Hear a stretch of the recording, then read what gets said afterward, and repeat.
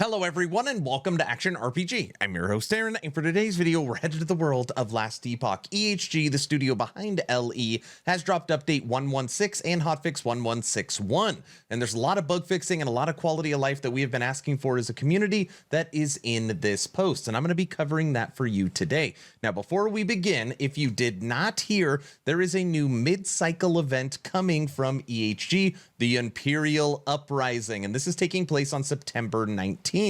And there's going to be a news post on September 17th that truly breaks down this event. We have the meat and potatoes, but they're going to break it down further for us on September 17th. Now, the reason why I'm bringing this up, if there's anybody that loves Last Epoch like me, if there's anybody that wants to jump back into a fresh cycle reset, I am going to be hosting a community event through my Discord Action RPG. It is the first link in the description. Now, it's a little too early to actually discuss what the community event is going to be, but if you join the Discord, you will be ready for that sign up. So if you want to get back into LE, September 19th, join my Discord so you're ready for the new community event. It's going to be fun. And I'm throwing it out there. I'm pretty sure I am going to run Necromancer for the Imperial Uprising, and I'm going to do my automated Blood Specters. That's what I'm leaning towards right now. All right, let's jump into this. Changes. There's a ton of controller updates in here. And this totally makes sense since they are now going to be having true handheld Steam Deck support. Controllers just only going to get better because of that. I don't want to read through all the controller updates, but just know that they continue to put this as one of their top priorities to make sure it looks good, especially as they eye consoles in the future. UI changes. Fixed an item tooltip position when hovering over an item on the ground. Fixed a bug where the player clicked on an item within pickup range. They would move to that item's location after picking it up. This bug is so agitating and will drive you crazy when you are trying to pick up shards and loot and all of this stuff. So I'm excited to test this, and I hope it is fixed. Fixed a bug that would stop you from moving when clicking a button over items dropped on the world event. Updated the blessing swap confirmation, so they continue to work on blessing swap out since that is a new feature. Fix an issue where loot labels would be displayed too large. Fix an issue where the displayed damage number setting UI checkbox would not visually toggle. And then they just checked, they updated a couple waypoints and some stuff on the map. Nothing too huge. Moving over to bug fixes, and we're going to be talking about the Forgotten Knights. Fix the Forgotten Knights faction data loss bug, which would occur when a formerly hardcore character dies. Now, they put in here, because I know this has driven a lot of people crazy, the fix unfortunately does not restore the previous data loss, but the team is working on a way to fix this or deploy some kind of fix. So they are working on that, but at least it won't happen any more times in the future. Fix a bug where the rank 7 bonus for Forgotten Knights was not granting additional corruption per Gaze of Orbis. Fix a bug where Forgotten Knights faction would be would progress despite not meeting the corruption requirement when killing the Harbinger. Just a way for alts that would skip the progression. Okay, here we go. This is the good stuff. Monolith, arenas, and dungeon. Fixed cases where arenas would not advance to the next wave. Thank you. Takes frickin' forever. Fixed several objective and shrine spawners issue in many monolith zones and added spawners to fix bugs or improve the play experience in these zones. And there is a ton of them. I'll list some. Added patrol objectives to Imperial Baron Slums, Imperial War Camp, and Imperial Boreal Forest. Added more shrine spawn points. Added more boss objective spawn points. Fix several issues in Lightless Pits. Fix patrol objective spawners. I'm sick, by the way. We'll say that's why I keep screwing up. Fix patrol spawners in the Burning Forest. Fix several Spire and player spawn points in the Forgotten Caves. And this one, wait, no, not this one. This one, Void Spires no longer spawn enemies. And it's funny because what they put in this paragraph is exactly what drives me freaking crazy. Spires stop targeting the player when they have not been in combat for a short time.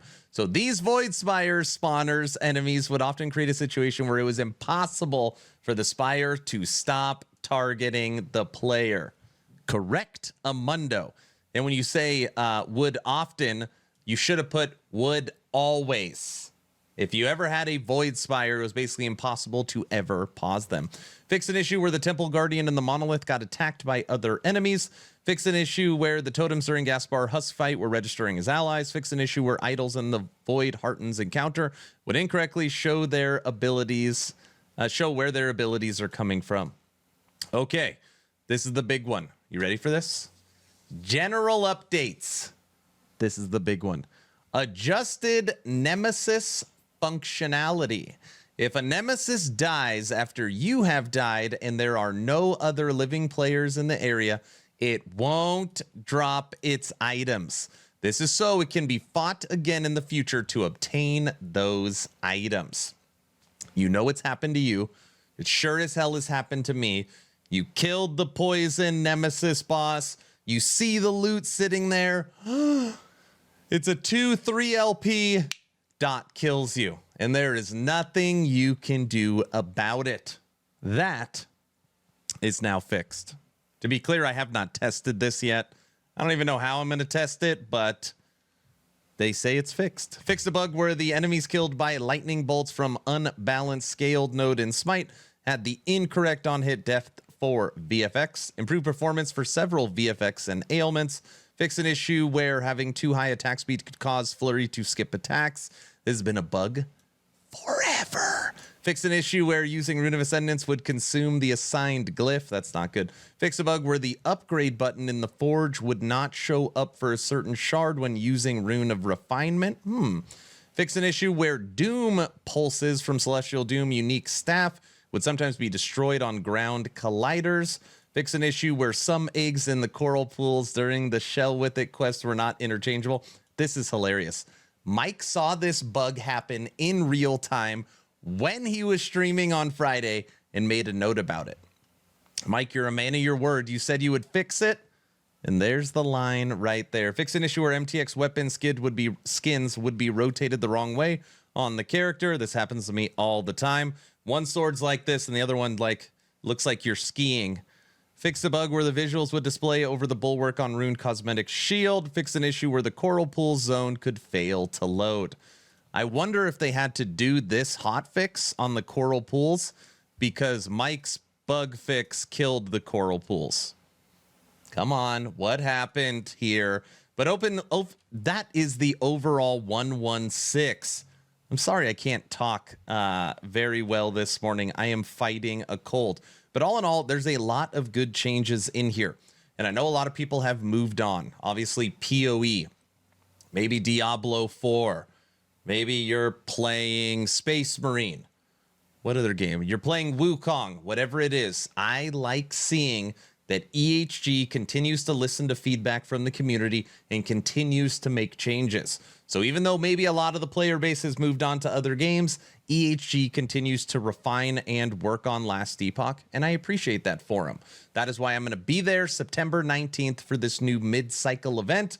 Me and my community will be making new cycle characters, and we're going to take part in a new community event, try and breathe some life into Last Epoch, because as you know, this is my current favorite game. So that's the video. Let me know your thoughts and opinions on 116. Is there something that's still driving you absolutely crazy? Let me know your thoughts in the comment section below. Make sure you join the Discord, almost 4,200 members. We have the Last Epoch community event and Dwarven Realms community event coming up September 27th for their full game launch, and the best way to support is Patreon. Second link in the description. Game night for Patreons is this Friday. We will be playing Speed Freaks as a community. I'm done.